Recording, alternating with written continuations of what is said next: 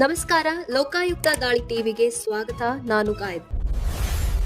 ಭಾರತದಾದ್ಯಂತ ಹಿಂದೂ ಧರ್ಮದ ಭಕ್ತರು ಮಹಾಶಿವರಾತ್ರಿಯನ್ನ ಅತ್ಯಂತ ಭಕ್ತಿಯಿಂದ ಆಚರಿಸುತ್ತಾರೆ. ಈ ದಿನವನ್ನ ಶಿವನ ಮಹಾರಾತ್ರಿ ಎಂದು ಕರೆಯಲಾಗುತ್ತದೆ. ಶಿವ ಮತ್ತು ಪಾರ್ವತಿಯ ದೈವಿಕ ಸಂಗಮವನ್ನ ಸ್ಮರಿಸುವ ಈ ಹಬ್ಬ ಆತ್ಮ ಜಾಗೃತಿ ಮತ್ತು ಆಂತರಿಕ ಶಾಂತಿಯನ್ನ ಪಡೆಯಲು ಒಳ್ಳೆಯ ಅವಕಾಶವಾಗಿದೆ. ನಾಡಿನಾದ್ಯಂತ ಮಹಾಶಿವರಾತ್ರಿ ಸಂಭ್ರಮ ಮನೆ ಮಾಡಿದೆ. ಬೆಳಗ್ಗೆಯಿಂದಲೇ ದೇಗುಲಗಳಲ್ಲಿ ಶಿವರಾತ್ರಿಯ ಪೂಜೆ ನಡೆಯುತ್ತಿದೆ. ರುದ್ರಾಭಿಷೇಕ, ಪಂಚಾಮೃತಾಭಿಷೇಕ ಸೇರಿ ಅನೇಕ ಅಭಿಷೇಕ ಹಾಗೂ ಪೂಜೆಗಳಲ್ಲಿ ಭಕ್ತರು ಭಾಗಿಯಾಗಿದ್ದಾರೆ. ಕಾಡುಮಲ್ಲೇಶ್ವರ, ಗವಿಗಂಗಾಧರೇಶ್ವರ ಸೇರಿದಂತೆ ಶಿವಾಲಯಗಳಲ್ಲಿ ವಿಶೇಷ ಪೂಜೆ ಹಾಗೂ ರಾತ್ರಿ ಜಾಗರಣೆಗೂ ಸಿದ್ಧತೆಯನ್ನ ಮಾಡಿಕೊಳ್ಳಲಾಗುತ್ತಿದೆ. ಮಹಾಶಿವರಾತ್ರಿ ಶಿವ ಮತ್ತು ಶಕ್ತಿ ಸೇರುವ ಮಹಾಶಿವರಾತ್ರಿ ಶಿವ ಮತ್ತು ಶಕ್ತಿ ದೇವರ ಸಮ್ಮಿಲನದ ಸಂಕೇತವಾಗಿದೆ.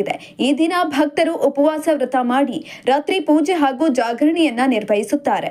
ಶಿವನು ತಾಂಡವ ನೃತ್ಯ ಮಾಡಿದ್ದು ಸೃಷ್ಟಿ ಮತ್ತು ವಿನಾಶದ ಚಕ್ರವನ್ನ ಪ್ರತಿನಿಧಿಸುತ್ತಾನೆ ಎಂಬ ನಂಬಿಕೆ ಈ ಹಬ್ಬಕ್ಕೆ ವಿಶೇಷತೆಯನ್ನ ನೀಡುತ್ತದೆ. ಉಪವಾಸ ಮತ್ತು ಪೂಜೆಯ ಮೂಲಕ ಅಹಂಕಾರ ಮತ್ತು ನಕಾರಾತ್ಮಕತೆಯನ್ನ ದೂರ ಮಾಡಬಹುದು ಮತ್ತು ಆತ್ಮದ ಬೆಳವಣಿಗೆಯನ್ನ ಕಾಣಬಹುದು.